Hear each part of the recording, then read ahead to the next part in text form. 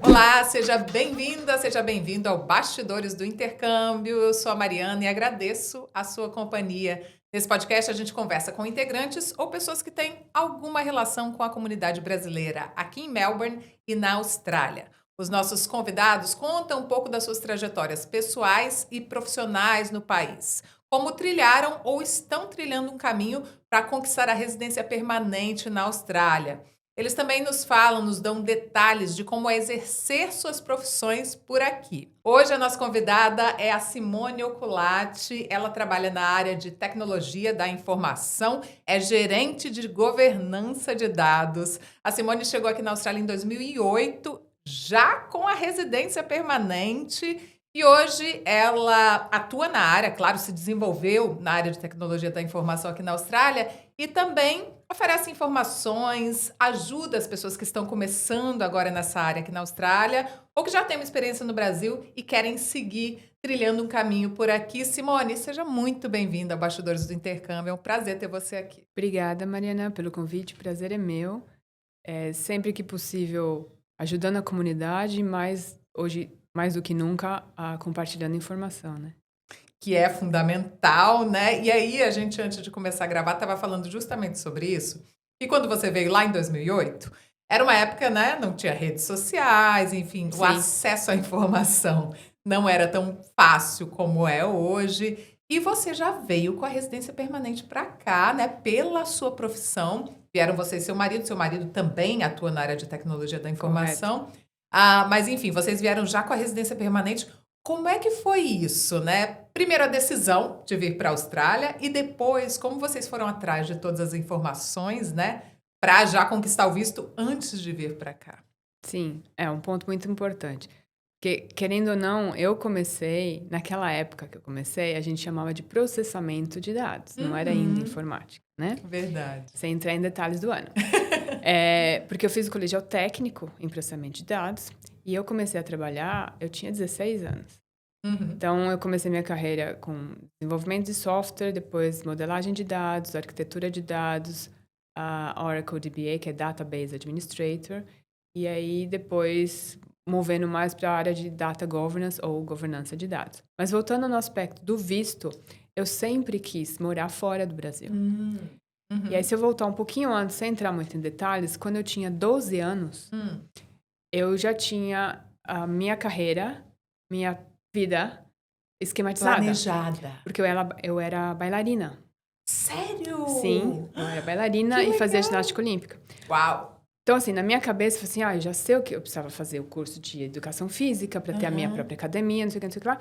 Mas aí a vida acontece, eu caí, quebrei meu joelho, Ah. e aí eu não consegui, eu tive que parar, obviamente, né, pelo menos um ano. Meus pais não tinham, assim, condições financeiras, além de ter o plano, né, médico para fazer fisioterapia, diferente de um atleta, que você tem toda uma equipe, né, Sim. em volta, etc. E aí, quando eu tentei voltar, eu ainda sentia dor no joelho, e falei assim, tá, e agora? O que que eu vou fazer? Isso com 12, Com 12 13 anos, com anos? 12 Meu anos, com 12 Deus. anos. Super madura, Com né, 12 já. anos. E eu sempre fui muito boa na escola. Sempre Aham. tirava 10, etc. E era muito boa em matemática. Hã. Então, obviamente, eu tô falando na década de 80, Aham. que não existia internet, né? Sim. E alguém, eu não sei quem, um anjo, falou pra mim, você gosta de matemática? Tô começando um negócio de computador aí, por que você não vai atrás? Eu falei, ok. Tem esse negócio de computação agora, você pode estudar DOS na época, não tinha? Era MS-DOS, não tinha o Windows quando eu comecei. Era flop disk, né? Aham. De 5 1/4, depois que veio de 3,5, enfim. E aí, eu também não lembro como, porque não tinha computador, então provavelmente deve ter sido lista telefônica, páginas amarelas, alguma coisa assim, que aí, eu fiz colegial técnico em processamento de dados, que chama, né, FECAP, que é Fundação Escola de Comércio Álvares Penteado, no bairro da Liberdade, em São Paulo. E aí, no terceiro ano, você, obviamente, tem que fazer estágio, então, enfim, aí foi que eu comecei. Então, mas desde aquela época, obviamente, o Brasil sendo o quintal, né, dos Estados Unidos, eu falei assim, eu gostaria de ir para os Estados Unidos. Mas aí, ok, a carreira foi desenvolvendo, eu fui gostando do que eu fazia, etc e tal, fui dentro da área me desenvolvendo, depois eu posso voltar num aspecto que eu comento com quem eu estou mentorando. esses soft skills, etc. Mas, enfim. Depois fiz a faculdade, fui fazer PUC, porque naquela época você só tinha 3 opções, além da USP. E fiz PUC, que era de manhã, e aí você trabalhava à tarde, né, à noite. E qual era o curso? Era ciência da computação. Tá. Bacharelado em ciência da computação. E depois disso, eu fiz 2 pós-graduações, né? Então, e aí, nesse caminho, eu conheci meu esposo, a gente casou, etc. Então, eu falei assim, não conhecia ninguém, né? Como naquela época não tinha esse negócio da mídia social, então, para você conversar sem nem saber, enfim. Eu falei assim, depois de já 2 pós-graduações, estava ganhando bem, etc e tal, eu vou para um outro país para trabalhar, fazer alguma outra coisa, não desmerecendo nenhuma profissão. Sim, mas, sim. assim, todo Mas um você estava se investimento. desenvolvendo ali, né? Na Exatamente. profissão que você gostava e que você queria continuar fazendo aquele trabalho. Até que, num grupo de amigos, que a gente sempre passava, né, o Réveillon juntos, naquele ano específico, que foi na virada do ano, de 99 para 2000, veio um casal de amigos novos que a gente não conhecia, que eram amigos deles, que eles tinham mudado, feito o processo e estavam em Canberra. Ele falou assim, a Austrália está com um processo de imigração aberto, o Canadá também. Foi aí que instalou, falou, vou atrás. Interessante. E principalmente para profissionais da área de tecnologia. Então, falou assim, por que não? Sim. Aí, a gente começou a ir atrás e em São Paulo, acabei achando essa agência de imigração. Não tinha ninguém para dar essa informação. Pois devia ser difícil até acessar, né? Um agente de imigração que soubesse como funcionavam os caminhos para tentar um visto permanente na Austrália. Correto. Né? Porque acabava sendo quem você conhece, quem te passou a informação, entendeu? Sim. Então, bom, para resumir a história, eu encontrei esse agente de imigração.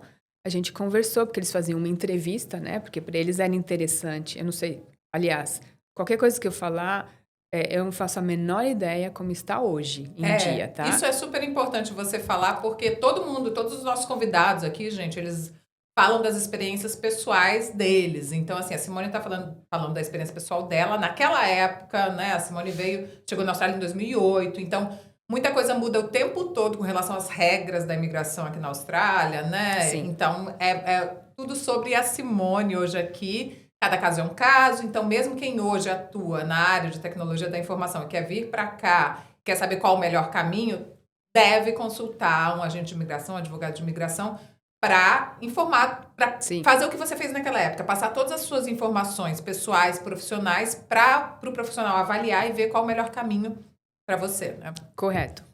A gente aplicou, teve a entrevista, falou assim, sim, porque o objetivo deles, eu não vou lembrar o número exato, mas eles só iriam aceitar o seu caso, obviamente, você pagando, né? Nada era de graça. Se eles tivessem 90% de certeza que o seu visto seria concedido. Eles, você diz nesse caso... Agência de imigração. Tá, ok. Tá?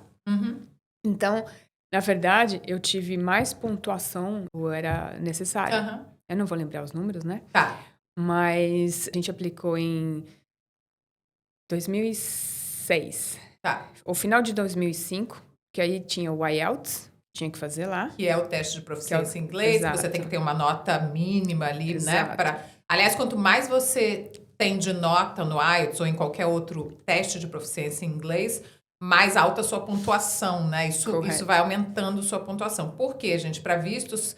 Para profissionais qualificados aqui na Austrália, seja visto temporário ou visto permanente, principalmente permanente, tem essa questão da pontuação que vem de vários lados, né, Simone? Sim. Tudo conta, a sua idade, a sua experiência profissional, a nota que você tira no teste de proficiência em inglês. Sim. Então, isso foi contando para a sua pontuação, né? Correto, exato. E, inclusive, se você vem com um partner, no caso eu venho com meu esposo também, a nota de inglês dele... Tudo, dos dois conta. Exatamente.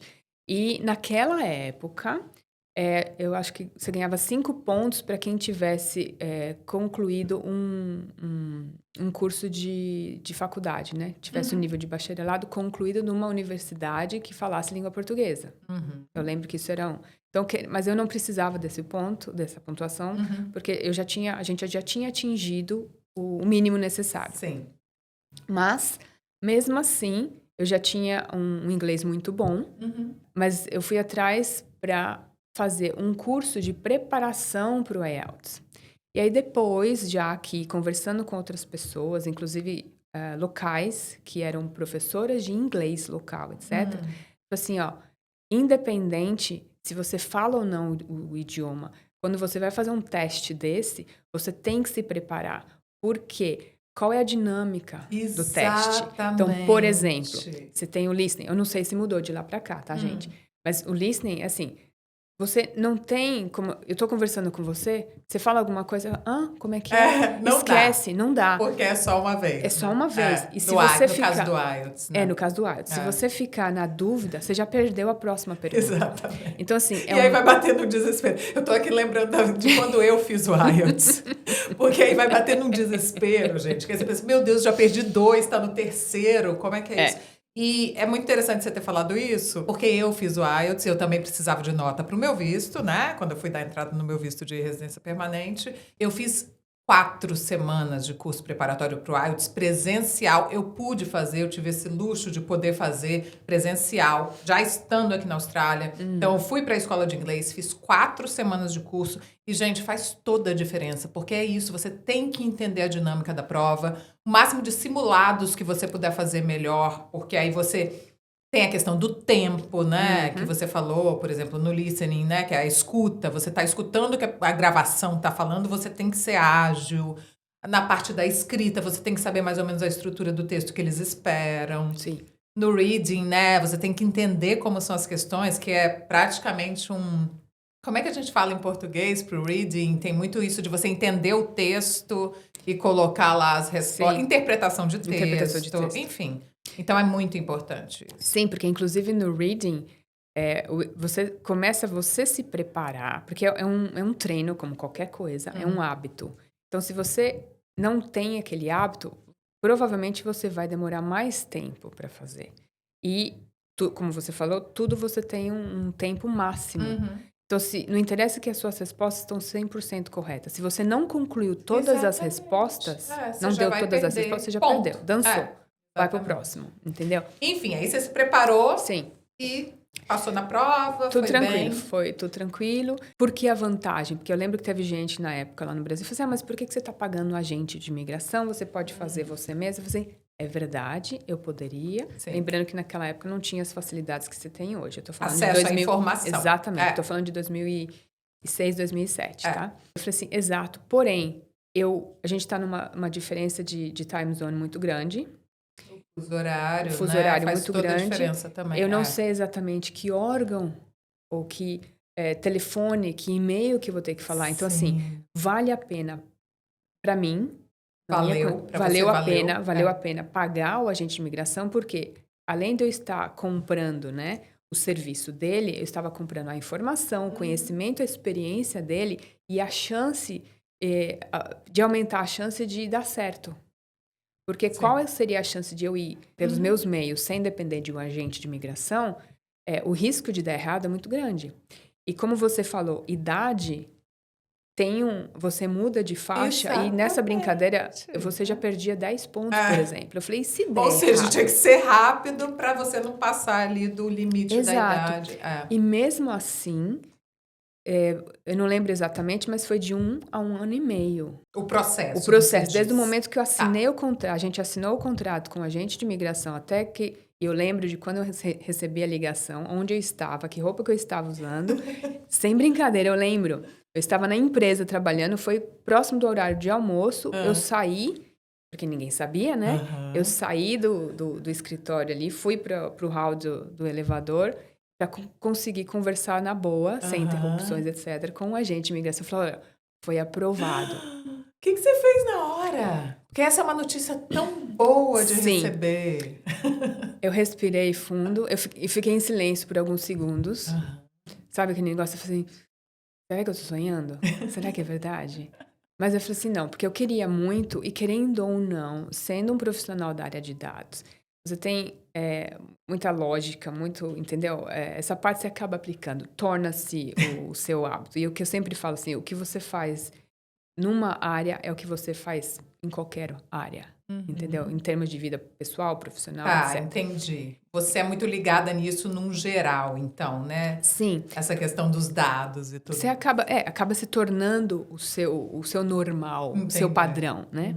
Sem você pensar, você age daquela forma.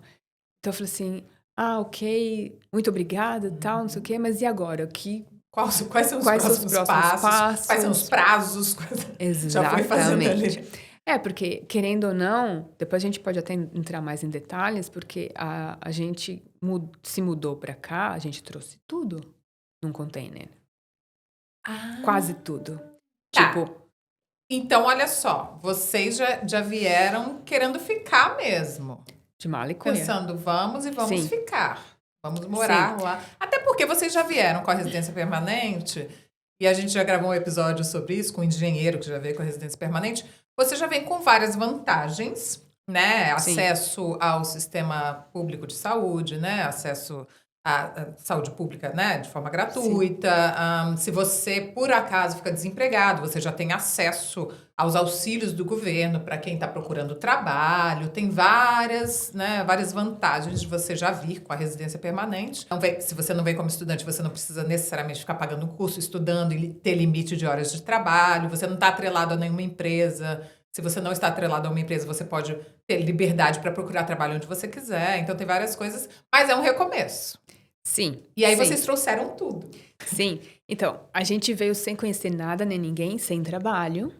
Tá. Para ter certeza disso, assim, se mudar para um outro país no escuro, a gente falou, não, vamos conhecer primeiro. Então, assim, quando chegou o visto... e associado com... Eu estava, de vez em quando, verificando o site, um dos sites, né, de imigração aqui da Austrália. E aí, eu vi essa informação sobre a mudança do número de anos para depois, como residente permanente, você solicitar a cidadania. A cidadania. Então, Já era 4 anos? Não, eram 2 anos. Eram 2 anos na época. Então, 2 anos na Austrália, né? Morando aqui como residente permanente. Depois de 2 anos, você já poderia solicitar a cidadania, que foi o que nós fizemos. Mas como a gente estava sempre de olho no site, né, da imigração da Austrália, falou assim, a partir da data tal, vai mudar de 2 para 4 anos. Eu falei, opa! Hoje são 4 anos, a pessoa tem que estar morando aqui há 4 anos, mesmo que ela tenha sido estudante ou estivesse no visto de trabalho temporário por 3 anos, pelo menos 1 ano já como residente antes de pedir a cidadania australiana. Então, na época, vocês ainda pegaram os 2 anos. Exato, porque você, será que vai dar certo? Não vai? Não sei. Mas é melhor você ficar o período que precisa, já que já passou por toda essa experiência, positiva ou negativa, e obter a residência, do que tem algumas pessoas que eu conheço que ficaram, faltava poucos meses para obter a cidadania, e resolveram voltar para o Brasil.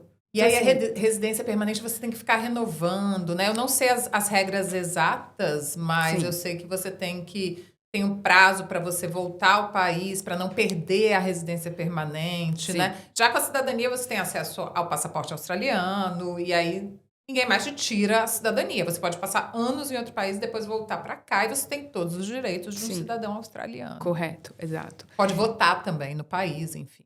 Sim. E pode variar de um país para o outro, mas a menos que haja uma mudança geral da lei daquele país, aí todos os que se encontram naquela situação poderiam perder, né? Sim. Mas, enfim, isso é exceção.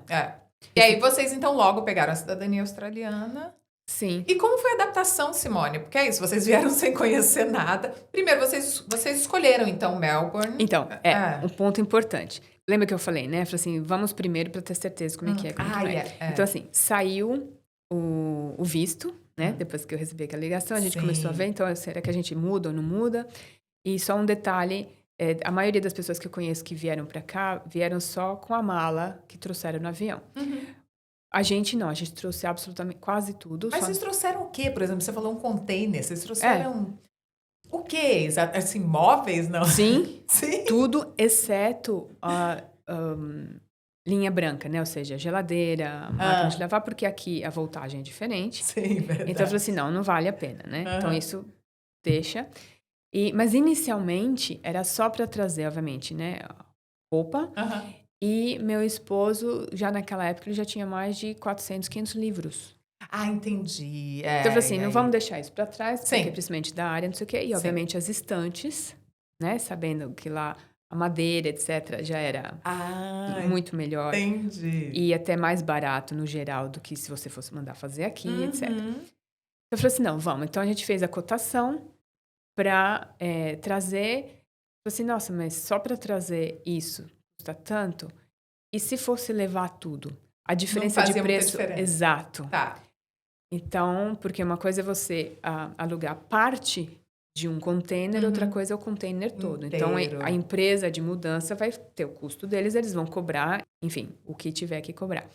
Mas ela falou, não, então vale a pena trazer tudo. Então, roupa, todos os sapatos, tudo. Móveis, tudo. Tá. E exceto, como eu falei, né, equipamentos Sim, de sim. cozinha, lavanderia. Eletrodomésticos, Eletrodoméstico em essas geral, coisas. porque aqui a voltagem é diferente. E até o plug, né, é diferente. Então foi interessante que vocês trouxeram a casa de vocês pra cá, né? Sim. Então, e o que por conta disso, a gente falou, não, vamos otimizar o processo.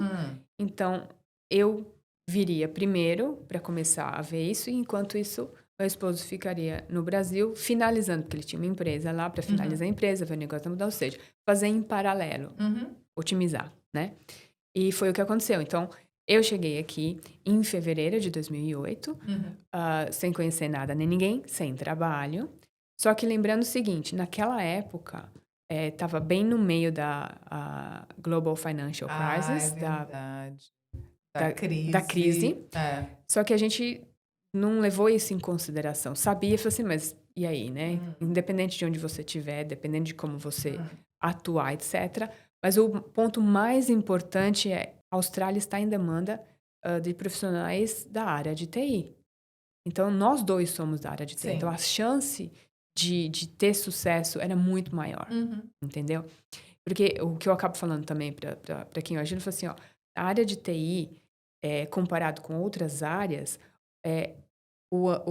a tecnologia, as ferramentas, o estudo que você vai fazer é exatamente o mesmo, dependendo do país que você vai. Mesmo. Isso é interessante, né? Já conversei com outros profissionais de TI e, dentre tantas profissões e áreas de atuação, TI acredito que seja uma das que menos muda se você trabalha num país ou no Sim. outro, que é muito Sim. bom para vocês, né? Porque vocês têm essa liberdade de, Sim. enfim. Eu ainda acabo brincando, falei assim, o que vai mudar é o idioma que você vai falar com o seu chefe.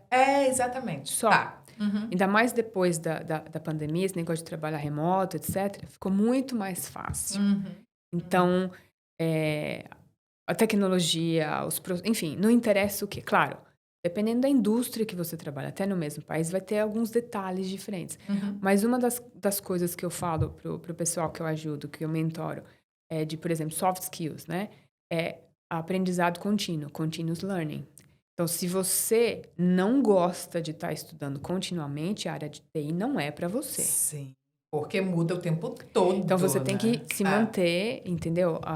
Ativo. Você não precisa necessariamente estar estudando tudo, mas você tem que saber o que está acontecendo, o que vai ou não, pelo menos para você ter uma noção numa conversa, etc e tal. Voltando à adaptação, quero saber da Sim. adaptação por isso, porque vocês não tinham ideia do que iam encontrar aqui, né? Assim, tinham ideia, mas não exatamente de como seria, e aí como foi.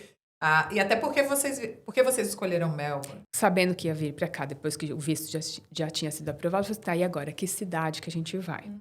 Então, eu passei um mês em Sydney para conhecer. Você veio fazer esse teste para escolher onde morar. Tá. Lembrando, nós estamos falando de 2008, tá? Hoje é um pouquinho diferente, em termos de número de ofertas de trabalho na área de TI nas cidades. Mas naquela época, era Sydney ou Melbourne, ponto. Tá. Lembrando que se trabalhava full time, ou seja, o tempo todo no Presencial. escritório, presencial. Exatamente. Tá? Naquela época não tinha essa cultura do home office como existe hoje. E aí você veio visitar Melbourne, então. Você foi... Então, você foi em um mês, Sydney, foi para Uluru, foi para Canberra e veio para Melbourne também. E aí depois, numa outra ocasião, aí eu tive que voltar por causa das férias que tinha lá. E depois, numa outra ocasião, eu vim.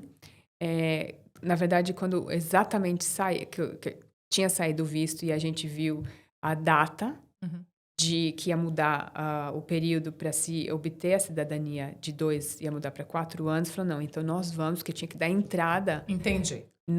aqui na Austrália com visto para ficar carimbado. Falou assim, você se tornou residente permanente no momento que você deu a primeira entrada. Não é quando saiu o visto. Verdade. Você tem que chegar aqui para validar, digamos assim, a sua residência permanente no país. Exatamente. Tá. Então, aí, nesse caso, a gente veio uma semana para ficar em Melbourne, exatamente para isso. Eu falei assim, bom, então a decisão foi, então, vamos conhecer a segunda maior cidade da Austrália, Melbourne, que, aliás, hoje, em 2025, eu não sei se Melbourne já passou. Eu acho que já passou Sydney em população, sim. Acredito que a população em Melbourne seja maior hoje do que em Sydney. Não sei se a cidade exatamente, mas a grande Melbourne me parece que sim. São cerca de 6 milhões de habitantes, se eu não me engano. É muito próximo, o número, a população de Sydney e Melbourne, mas acho que Melbourne já passou em população Sydney. Naquela época eu não lembro, mas Melbourne era bem menor. Era a segunda, mas uma diferença grande comparado com de Sydney. Mas enfim. E aí, falei, então não faz sentido a gente sair da maior cidade da América Latina e ir para a maior cidade australiana, porque, guardadas as devidas proporções em termos de população, os desafios vão ser muito parecidos. Então, vamos para a segunda, e aí que a gente veio para Melbourne. E aí, o que eu sempre gosto de falar é assim, Melbourne só tem um problema para mim. O clima. O clima frio. Para mim também. Eu compartilho isso com você, porque para mim a única coisa que eu não gosto de Melbourne é o frio, realmente. Mas aí a gente acabou... aí foi quando foi feita toda a decisão do que trazer de mudança, etc e tal. E aí, quando a gente chegou aqui, eu vim primeiro, né, como eu falei, e aí fiquei numa casa como se fosse dessas de estudante, né? Que você aluga numa casa de família, que você aluga o quarto. Né? Uma homestay, né? Uma homestay, exato. Você aluga o quarto, você convive com a família ali. Exato. Que assim, é uma forma, inclusive, para falar, que bairro que você vai mudar? Você vai morar onde? Você não conhece nada, né? Então, é uma forma de fazer isso. E, como eu falei, eu vim sem trabalho, né? Sem conhecer nada, mas... Graças a Deus, em 2 semanas, em 2 semanas eu consegui meu primeiro contrato. Tive que dar 2 passos para trás na minha carreira. É natural, né? Nesse começo, você está começando num outro país, né? Isso pode perfeitamente acontecer e tudo bem.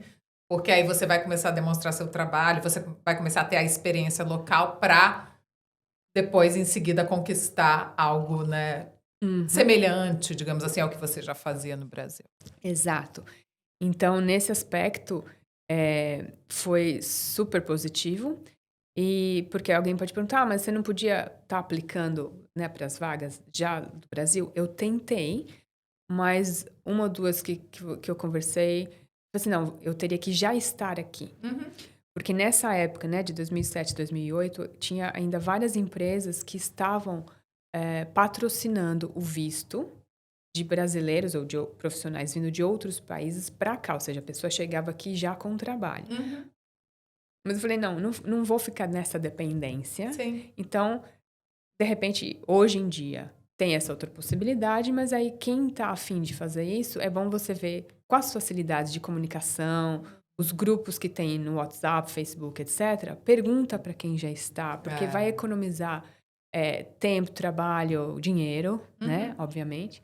Mas fala com quem já passou, que hoje né? existem essas facilidades, né? A gente vai falar um pouco disso porque você é uma pessoa muito ativa nesse sentido, né? De oferecer informação às pessoas que estão chegando, né? E trocar isso com as pessoas para que as pessoas, né, entendam como funcionam as coisas aqui nessa área. Você me disse que você também integra o ITBR, né? Tá lá no grupo também, que é um grupo de brasileiros que atuam na área de TI aqui na Austrália. E tem muito essa troca, né? Entre os integrantes do grupo.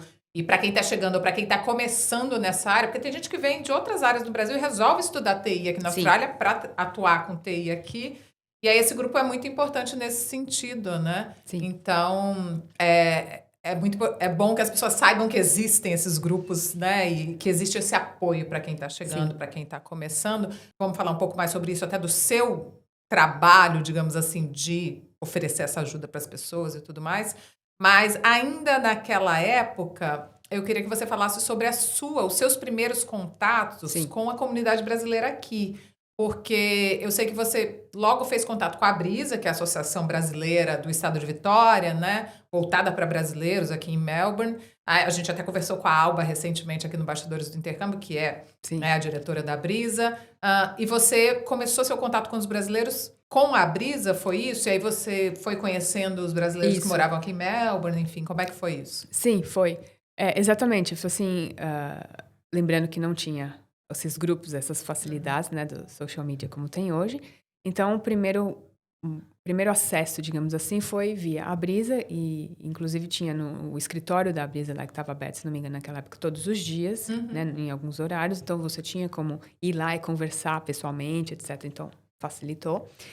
E dali, sim, conhecer outros brasileiros. E uma das coisas que eu fiz foi me voluntariar para ajudar ali na área de TI, tipo, tirar backup, coisas assim, básicas, né? Que tem que ser feito, né? Sim. Não interessa com simples, etc., ou complicado, mas tinha que ser feito. Naquela época não tinha nada de cloud, né? Guardar dados na nuvem, etc. Mas, sim, através disso, aí você começa a ter contato com outras pessoas e conhece uma que apresenta para outra e assim vai. Inclusive, uma das coisas que eu falo bastante para as pessoas, independente da idade, da área de atuação, etc., que acaba sendo a parte de soft skills, porque technical skills, ou seja, conhecimento técnico, você tem cursos, etc. e tal. Ótimo, vá, faça. Porém, é muito comum para o pessoal da área de TI acabar sendo mais introvertido, né? E uma coisa que eu falo que não tem problema, faça, estude, mas qual é o ponto de você ser o melhor profissional da face da Terra no que você faz se ninguém sabe disso, entendeu? Verdade. Então, assim, rede, networking é extremamente importante. E é o quê? É como uma semente de uma fruta. Você plantou ontem, não vai dar o fruto amanhã. Você tem que ir plantando e cultivando com o passar do tempo. Aguando a planta. Exatamente, que é o quê? Você conhece a pessoa, o relacionamento, não interessa que área que ela é. Porque eu também falo isso, às vezes o importante não é quem você conhece, é quem eles conhecem. Porque aqui na Austrália, eu não sei como está o Brasil hoje, obviamente faz 17 anos que eu atuo, estou trabalhando, morando aqui, mas aqui na Austrália, em Melbourne, principalmente na área de TI, networking e referência é absurdamente importante. Porque quando você vai procurar, né, trabalho, na verdade, eu costumo dizer que eu divido em 2 grupos. Um é quando você não tem networking e outro é quando você tem. Então, quando você não tem network, você tem que ir ver as vagas que são anunciadas e por todo o processo. Quando você já tem um tempo aqui, que você conhece, você tem uma boa reputação, as pessoas gostariam de trabalhar de novo com você, etc e tal, você não pisou na bola, obviamente, a vaga vem até você. Olha, é? Sim. Interessante isso. Sim, porque... Porque tem ainda hoje, Simone, tem muita vaga para quem atua na área de TI. E aí, claro, TI é um mundo, né? Tecnologia da informação é um mundo. Eu sou totalmente leiga, eu peço desculpas na área de TI, eu sou realmente. Mas, enfim, eu sei que é um mundo e eu sei que tem várias possibilidades e que, né, cada profissional atua numa área diferente, enfim. Mas, mesmo se a gente não contar com um nicho específico dentro de TI, pessoas que têm experiência ou que estudam aqui e querem começar do zero e se desenvolver, essas pessoas têm um bom caminho a trilhar, que têm oportunidades? A resposta simples a essa pergunta é sim, tem. Prova disso, por exemplo, a empresa que eu estou trabalhando está sempre, a empresa está crescendo, na área financeira, está crescendo e está sempre anunciando vaga. Então, assim, não só na área de TI, né, mas em outras áreas, marketing, comercial, né, a parte de vendas, etc., que, inclusive, eu acabo também, quando tem essa oportunidade, que é para o escritório aqui de Melbourne, eu vou nos grupos do WhatsApp e publico para as pessoas, assim, ó, estão contratando isso para essa vaga, mas eu sempre sou clara, eu falo assim, a empresa que eu trabalho, ela não patrocina visto, tem que ter o visto já para trabalhar, né, full time, sem restrição, número de horas de trabalho.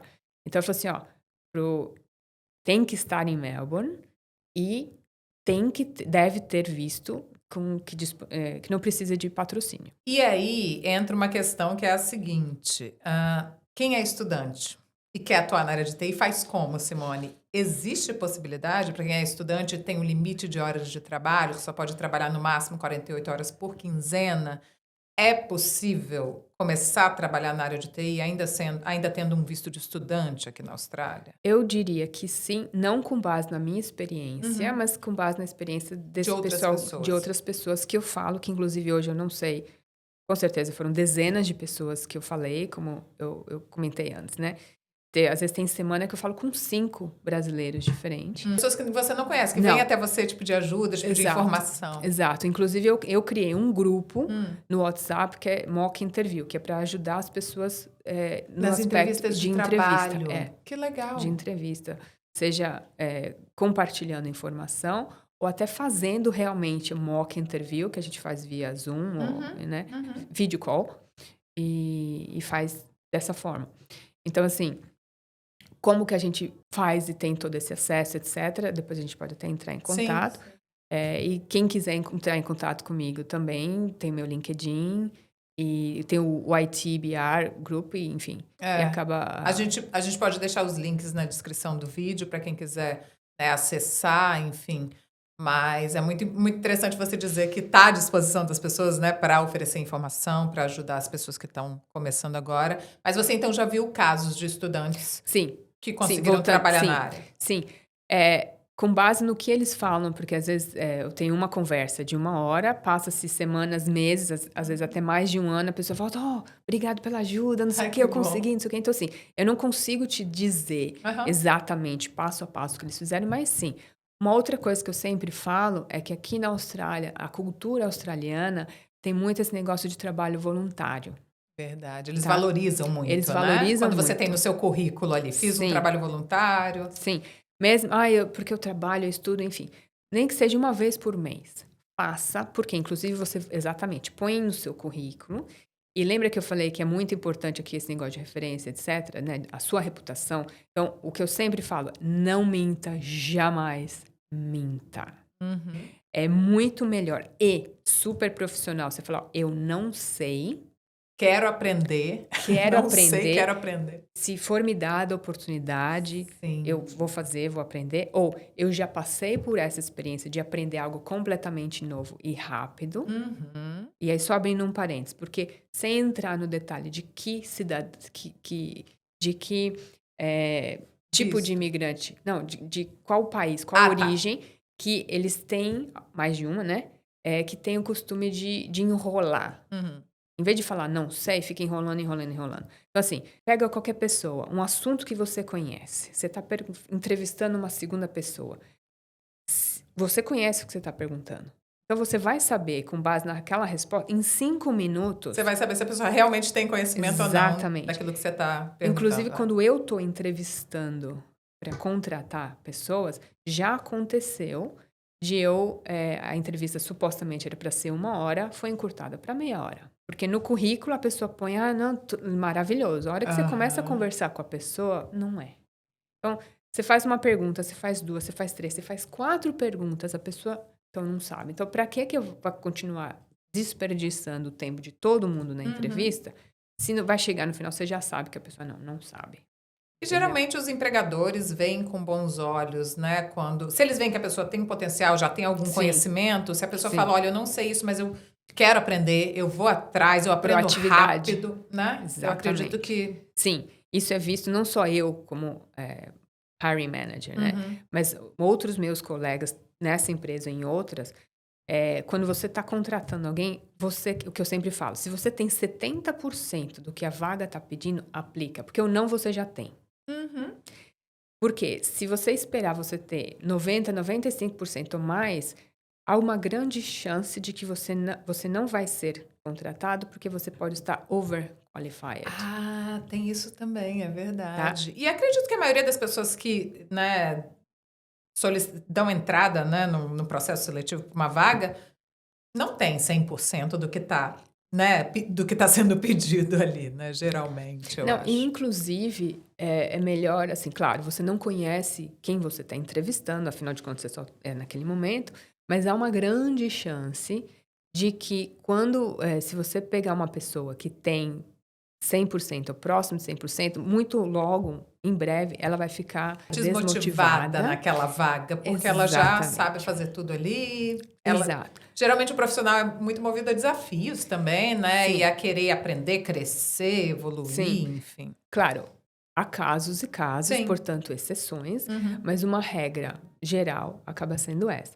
Mas com relação ao estudante, para a gente finalizar esse ponto, sim, é possível. Tem uma série só abrindo um parênteses. Na área de TI, para você trabalhar na área de TI, você não precisa ter um diploma de bacharelado, seja o que for, como, por exemplo, um advogado, Uhum. por um médico, etc. Porém, eu entendo que, por conta do visto, a pessoa precisa estar matriculada e tem até a taxa de frequência, notas, Uhum. etc. Mas É. aí é um detalhe à parte. Mas assim, sim, é possível. Mais uma vez, quem tem interesse, com certeza entrar em contato com quem já passou exatamente por essa situação, por essa experiência, o que ele fez. Então, com certeza, tem internships, que seriam tipo os estágios, Os né? estágios, é. Vai atrás e trabalho voluntário, porque isso já vai começar a servir como sua referência. Uhum. Você já está construindo a sua reputação, plantando a semente É. entendeu? De referência, etc e tal. E uma coisa que é comum, não todas as empresas, mas é comum aqui, quando a empresa está contratando alguém, se tem essa cultura de você fazer referência para os seus amigos, porque se você trabalha num local, se você vai convidar, né? Ou chamar alguém da sua rede para vir trabalhar com você, há uma grande chance de que essa pessoa vai se adaptar à cultura da empresa, Uhum. certo? Porque, via de regra, você não chamaria alguém para trabalhar na mesma empresa que você, mesmo que não seja no mesmo time, alguém que você não gosta, Sim. certo? Uhum. Então, acaba tendo muito esse negócio. Então, por isso que eu falei, chega uma hora que depois de um tempo que você construiu a sua network, Uhum. a vaga vem até você. Entendi. E aí você acaba, por várias vezes, como já aconteceu comigo, fala assim, muito obrigada, eu agradeço, mas não, eu não tenho interesse, Uhum. porque eu gosto de onde eu tô, eu quero Sim, ficar, sim. etc. Porque você é procurada para, né, Exatamente. ocupar vagas. Eu já vi alguns casos de estudantes que começam a trabalhar numa empresa em meio período, Sim, algo assim, e a empresa vê que aquele profissional é tão bom, né, sim, e que faz a diferença para a empresa, que a empresa oferece, e aí não são todas as empresas também, é o que você falou, mas a empresa oferece o patrocínio para um visto de trabalho temporário para aquela pessoa, né? E aí a pessoa deixa de ser um estudante, passa a ter um visto de trabalho para poder trabalhar em tempo integral, e aquilo ali sim, pode ser uma ponte para o visto sim, com de residência certeza. permanente no país. E eu vejo isso acontecer bastante na área de tecnologia da informação. Eu já conheci algumas pessoas que passaram por essa situação. Bom, fala um pouquinho então da sua trajetória profissional aqui, Simone. Como você foi evoluindo, crescendo e o que exatamente você faz hoje? Acho que eu vou começar pela área o que eu faço hoje, Uhum. que apesar de ter muita gente que está na área de TI, talvez não saiba, ou apenas tenha ouvido o nome e não sabe exatamente o que significa, que é a área de Data Governance, ou governança de dados. Porque me fala hoje uma empresa, ou um setor que não precise de dados, que não use dados. Se Acho alguém que não souber uma existe, resposta, né? põe no comentário se alguém souber de uma área aí, ou de uma empresa que não precise de dados para viver ou para Uhum. sobreviver. Então, isso é essencial. A governança de dados é o quê? É o que vai fazer com que essas áreas colaborem entre Uhum. si, porque, afinal de contas, um dos problemas hoje, que eu sempre falo, eu tenho mais de 25 anos na área de TI, na área de dados. Uhum. Então, assim, eu passei por várias áreas dentro da área de dados, né? Então, como eu costumo falar, né? Eu passei por ali, eu senti a dor de estar ali, Entendi.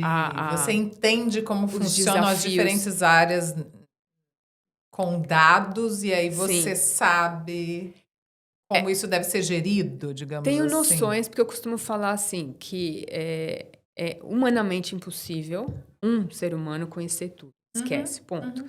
Mas me deu os anos que eu tive, né, como desenvolvedor de software, modelador de dados, arquiteto de dados, administrador de dados, a parte de qualidade de dados e governança de dados. Então, assim, eu já passei vários anos como treinador também, como Uhum. treinadora, né, de modelagem de dados, etc.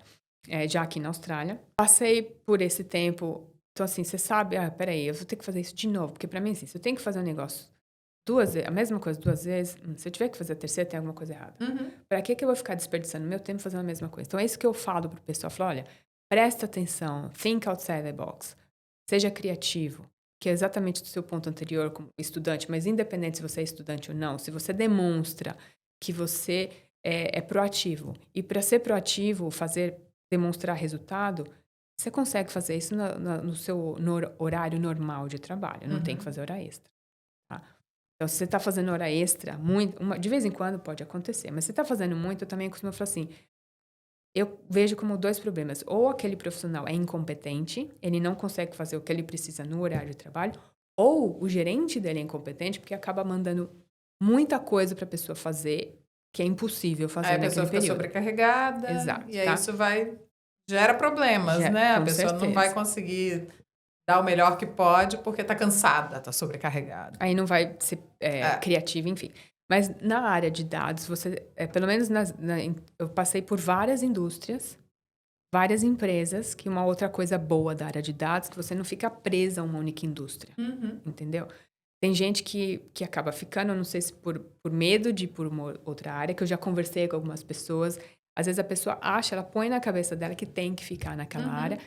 Sim, pode ser, mas de novo, no meu conhecimento, na minha experiência, não, isso não é verdade. Que inclusive é melhor porque pelo fato de você ter experiência em diferentes indústrias, mantém o leque aberto. E só voltando no aspecto que hoje eu tenho mais de 25 anos de experiência, né, na área de dados, somando Brasil e aqui Austrália, as perguntas que eu fazia há 20 anos atrás, eu continuo fazendo hoje e as respostas são as mesmas na área de dados. As empresas, via de regra, a grande maioria, não sabe que dados que eles têm, onde está, o que aconteceu e por quê, você pode perguntar, né? Fala assim, porque os times continuam trabalhando em silos, separados. Então, acaba duplicando os dados. Entendi. Você não sabe o que o outro time... Então, retrabalho, duplicação de trabalho, etc. Só que, assim, na área de dados, por conta disso, se você tem a possibilidade e o conhecimento de mais de uma indústria, então isso te faz você se tornar valorizado, porque exatamente você, peraí, você consegue se ajustar como profissional, o seu entendimento acaba sendo mais genérico, genérico no sentido de, por exemplo, vamos usar um outro exemplo fora da área de TI, cozinha, um chefe. Se ele só conhece a cozinha francesa, por exemplo, beleza, maravilha tal, mas... Vai ser especialista naquilo, Exato, vai fazer o melhor, exato. enfim, naquela... Porém, se ele trabalhou em um outro tipo de culinária, de um outro país, alguma coisa, ele consegue ser o quê? Mais criativo e acabar usando o melhor dos dois mundos num terceiro, entendeu? Ou seja, em vez de... Aí não é só questão de você estar seguindo outros padrões, mas você começa a criar os seus padrões. E isso não necessariamente quer dizer que vai ser melhor do que todos os outros, não, mas peraí.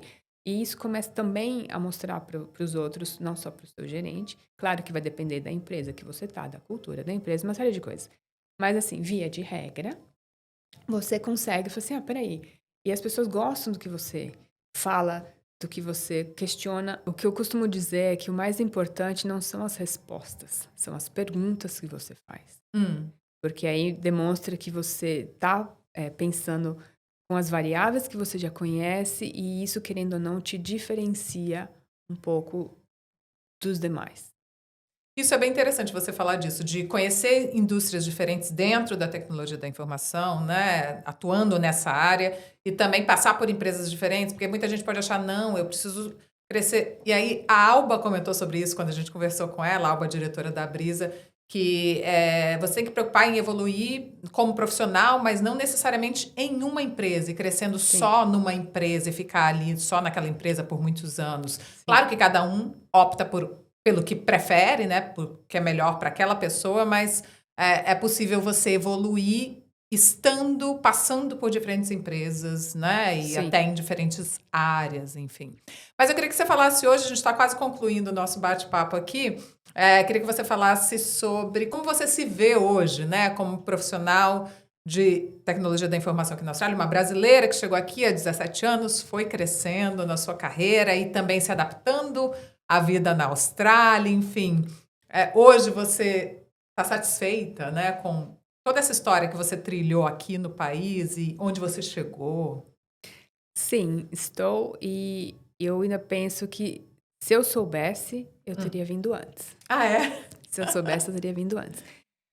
Porque assim, claro, como toda mudança, você tem que ver, peraí, se adaptar, conhecer, e como eles falam, né? Como a gente fala, extra mile, do que se você não tivesse mudado. Porém, independente, porque obviamente eu ainda mantenho bastante contatos com os meus ex-colegas, né, do Brasil, etc. Eu sempre falo o seguinte, se você está na área de IT, de TI, você tem que estar sempre aprendendo.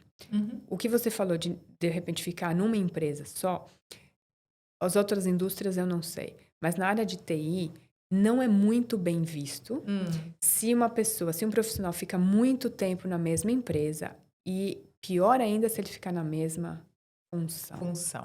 Porque aí, assim, a pessoa é lazy, ela é preguiçosa, ela não vai atrás, ela simplesmente faz aquilo que é pedido e acabou.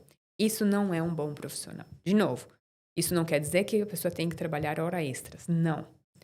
Mas tem várias formas de você fazer e melhorar, ser mais eficiente naquilo que foi pedido para você fazer. Então, nesse aspecto, o que eu venho falando, e eu aplico isso para mim desde o início da minha carreira, mas eu não tive ninguém que me explicasse, me passasse isso. Então, muito do que eu sei hoje, eu percebi sozinha, claro. Na prática, né? Você aprendeu na prática. Aprendi bastante com meu esposo, por exemplo, também da área de IT, e de outros profissionais, mas coisas específicas. Mas quando você pega e traz tudo isso junto, não teve como, por exemplo, um mentor que falou assim, olha, que vai te acompanhando, te mostrando. Não, foi uma coisa aqui, uma coisa ali, e aí eu que acabei juntando. Não significa que eu tenha resposta para todas as perguntas e nem que minhas respostas sejam as melhores. Claro que não. E, por favor, se você aprender algo diferente, que é melhor, mais eficiente, por favor, me fala, porque eu também quero saber. Sim. Mas, assim, nesse aspecto da carreira, sim, estou satisfeita. Amo o que eu faço e não é nem chavão, mas se você vê a imagem no meu celular, tá? I love what you do what you love. Exatamente isso, que é a parte de governança de dados, porque acaba sendo, digamos assim, a união de todas as outras áreas que eu já vi. Então, se você perguntar a minha trajetória, foi o quê? Porque eu via que detectava um problema, tinha que fazer, falei assim, mas pô, e quem está planejando isso não pensou nisso? Então, por isso que hoje eu estou Hoje você é a que está planejando. Exatamente, eu estou nessa parte da estratégia de dados, etc e tal, porque eu já sentia dor ali. Então, se a gente pode evitar, que é o que eu chamo, né, de data building blocks, ou seja, os blocos que constroem toda aquela parte, a estrutura de dados, que para as pessoas terem acesso ao dado correto, à versão correta, né, e poderem confiar no dado que eles estão tendo acesso, que no final das contas é isso, porque aí você vai conseguir tomar as decisões corretas, porque a gente sempre fala, né, rubbish in, rubbish out. Lixo que entra, se o dado tá uma porcaria, o que vai adiantar? Você não vai conseguir usar. Mas em termos da minha carreira, o que eu cheguei, o que eu fiz aqui, sim, e um detalhe, que é o que eu sempre aplico, voltando ao número de anos que a pessoa está na carreira. A cada 3, 6 meses, ou você escolhe o período que você quer, assim, peraí, eu tenho algo que eu posso atualizar o meu currículo? Se a resposta for sim, ótimo, continue. Se a resposta for não, vem uma próxima pergunta. Eu não tenho porque eu não fui atrás, ou eu fui atrás, mas na empresa que eu estou não houve oportunidade. Então, assim, se foi porque eu não fui atrás, então significa que é uma ação para eu fazer. Agora, se eu tentei e não consegui, então é hora de eu começar a procurar. Talvez seja a hora de eu mudar, né? De lugar. Exatamente. Por quê? A gente, mas eu gosto do ambiente. Beleza, o problema não é gostar. A questão é, não importa quão bom você os teus superiores podem até gostar do que você faz, mas se houver uma reorganização na empresa, são números que vão contar. Então, de repente, você pode acabar sendo feito redundante, e se você está desatualizado do mercado, o que vai acontecer? Vai ser difícil de você se recolocar no mercado, entendeu? Então, é nesse sentido, e de se manter atualizado. E por isso que eu falei lá na frente, continuous learning. Você tem que estar sempre aprendendo. Isso não significa ir numa universidade e fazer um curso de 1 ano ou mais. Não. Tem tantas plataformas, quisera eu tivesse isso lá atrás. Verdade. Entendeu? Gratuito, você pode fazer 1 hora. Tem webinars que você pode ir. Tem como aprender, só não aprende quem não quer. E às vezes, mas você tem que ter um computador. Sim, mas hoje o celular é um computador. Entendeu? Você não precisa estar sentado. Você está no trem, por exemplo. Você não está fazendo nada. Ali é um momento que você pode estar aprendendo. É um tempo que você pode usar, né, para benefício próprio, para aprender, evoluir. Exato. Bom, você já deixou aqui, né, algumas dicas, várias dicas, mas se você quiser deixar uma última dica para quem pensa em seguir esse caminho, trilhar um caminho, seja para se desenvolver na área de TI ou para tentar mesmo até um visto permanente aqui na Austrália, nessa área, enfim, você quer deixar alguma última dica aí para as pessoas que estão nos ouvindo, nos assistindo? Se eu tivesse que fazer um sumário, algo simples, assim, olha, acredite em você, vai atrás, você vai ouvir pessoas que vão ser negativas pela própria experiência negativa que ela teve, ou por seja qual for a razão, mas acredite em você, vai atrás. Mas óbvio, né? Ouça os sinais que estão ao seu redor, não fique esperando as coisas caírem do céu, porque o mercado tem as facilidades, sim, mas a concorrência também está maior. E só um detalhe que eu acho que a gente não comentou nada ainda sobre isso, sobre inteligência artificial. Verdade. Que está aí, veio para ficar.